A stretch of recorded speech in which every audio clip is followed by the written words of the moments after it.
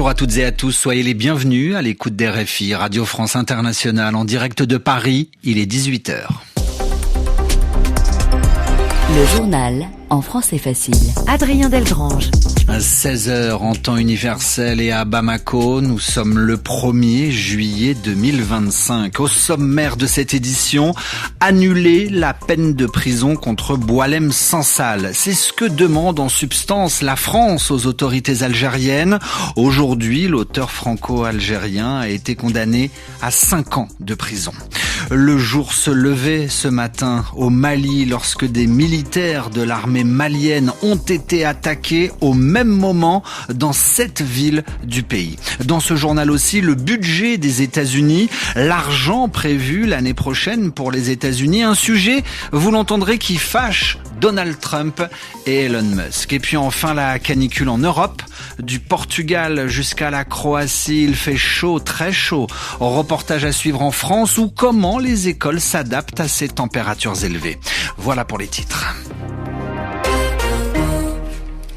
La France espère que Boualem Sansal sera gracié. L'écrivain à la double nationalité algérienne et française a été condamné aujourd'hui en Algérie à 5 ans de prison ferme. L'auteur est derrière les barreaux depuis déjà 7 mois dans une prison près d'Alger. L'Algérie lui reproche d'avoir tenu des propos controversés sur les limites territoriales de l'Algérie. Aujourd'hui, la France a réagi à la condamnation de Boualem Sansal par la voix de son Premier ministre. La France espère que Boualem Sansal sera gracié. François Bayrou demande à demi-mot au président algérien Abdelmadjid Tebboune d'annuler la peine de prison prononcée aujourd'hui contre Boualem Sansal. La situation que Boualem Sansal subit est une situation que tous les Français et le gouvernement français trouvent insupportable, à juste titre. Maintenant qu'il y a eu condamnation, on peut imaginer que des mesures de grâce, notamment en fonction de la santé de notre compatriote, soient prises. Et je sais, je ne doute pas, et je sais que toutes les instances exécutives, depuis le président de la République jusqu'au gouvernement, agissent en ce sens, de manière que l'humanité triomphe dans une affaire qui est pour les Français insupportable. Le Premier ministre François Bayrou au sujet de la condamnation aujourd'hui à 5 ans de prison contre l'écrivain franco-algérien Boualem Sansal. Au Mali, les FAMA ont été attaqués. Les FAMA, c'est le nom donné à l'armée malienne. L'armée malienne a été visée très tôt ce matin par une série d'attaques dans 7 villes du pays. Kay, Niono, Molodo, Sandaré, Nioro du Sahel, Diboli et Gogi. Action revendiquée depuis par le JIM, le groupe de soutien à l'islam et aux musulmans, dit avoir pris le contrôle de plusieurs casernes et d'avoir tué plusieurs militaires. Aucun bilan de ces attaques n'est disponible dans l'immédiat. C'est un dessin qui met le feu aux poudres en Turquie. Le journal Leman est accusé d'avoir représenté Mahomet, d'avoir moqué le prophète. Plusieurs membres du journal ont été depuis arrêtés par la police.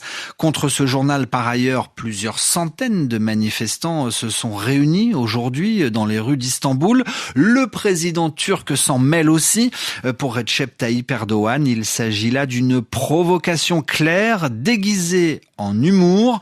Il affirme que ceux qui se montrent insolents envers notre prophète seront tenus responsables devant la loi. Par ailleurs, aujourd'hui en Turquie, plus de 120 membres de la municipalité d'Izmir ont été arrêtés par la police. Izmir, 3e ville de Turquie, mais aussi bastion, fief de l'opposition dans l'ouest du pays.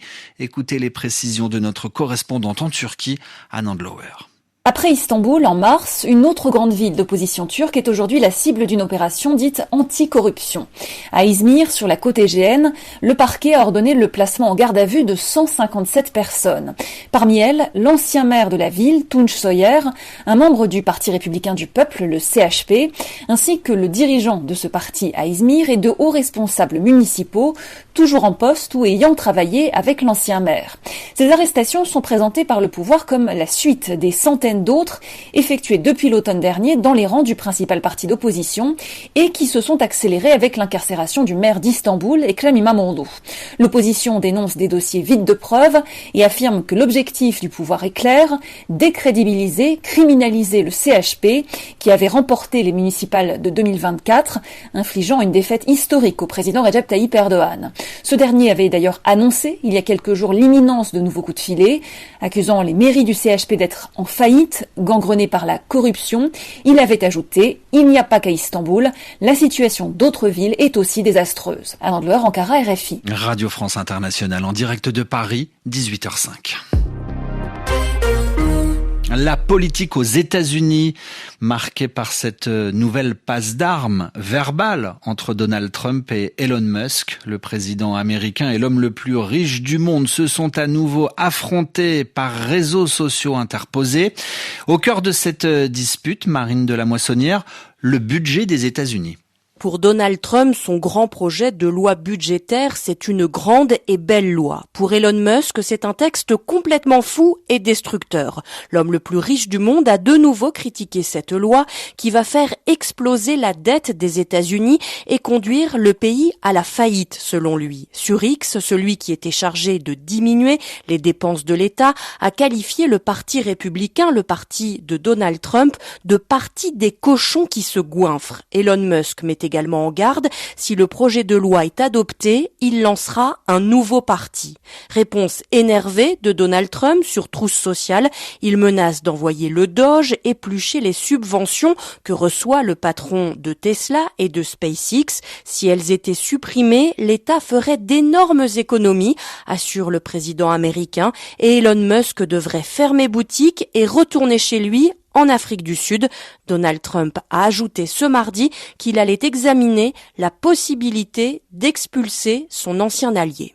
Et les sénateurs américains poursuivent à l'heure actuelle ce qu'on appelle le marathon législatif. Ils passent des heures et des heures à discuter de ce grand projet de loi budgétaire de Donald Trump. Les républicains peinant à serrer leurs rangs pour offrir à l'actuel président américain ce qui serait une victoire politique majeure pour Donald Trump. Pendant la guerre entre Israël et Iran, à Téhéran, le 23 juin dernier, la prison d'Evin a été bombardée, faisant au moins 79 morts. Dans cette prison sont retenus 2 Français, Cécile Kohler, Jacques Paris, emprisonnés depuis 3 ans, ce qui équivaut à une preuve de vie. Aujourd'hui, 1er juillet, un représentant de la France en Iran a pu rendre visite aux 2 Français, sans plus d'informations à cette heure-ci. La canicule touche l'Europe de l'Ouest et du Sud. Je vous le disais, de la Croatie jusqu'au Portugal, en passant par la Grèce, l'Allemagne, l'Autriche, la Suisse et la France. Des températures qui frôlent les 40 degrés. Comment la France s'organise ? Écoutez ce reportage signé Aram Beng. Le premier syndicat des enseignants de l'école primaire publique déplore le manque de directives claires face à la canicule. Selon Aurélie Gagné, porte-parole de la FSU-SNUPP, il est demandé à nouveau aux enseignants de se débrouiller. On se retrouve finalement avec un ministère qui donne la main au local en disant que chaque localité a ses particularités, donc charge à chacun de se débrouiller.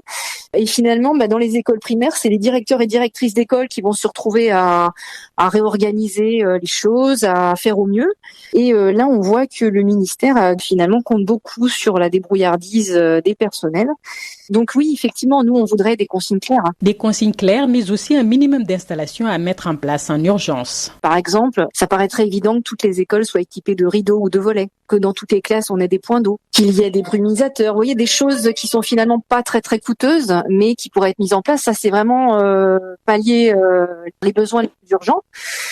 Après, il va falloir sérieusement que les municipalités se mettent à végétaliser au maximum les cours d'école. Et puis, il faut un plan d'ampleur pour rénover le bâti scolaire. 1350 écoles publiques sur 45 000 font déjà l'objet d'une fermeture partielle ou totale. Ainsi se referme ce journal en français facile où que vous soyez sur la planète. Merci de l'avoir écouté. À suivre sur la radio mondiale, Radio Foot International.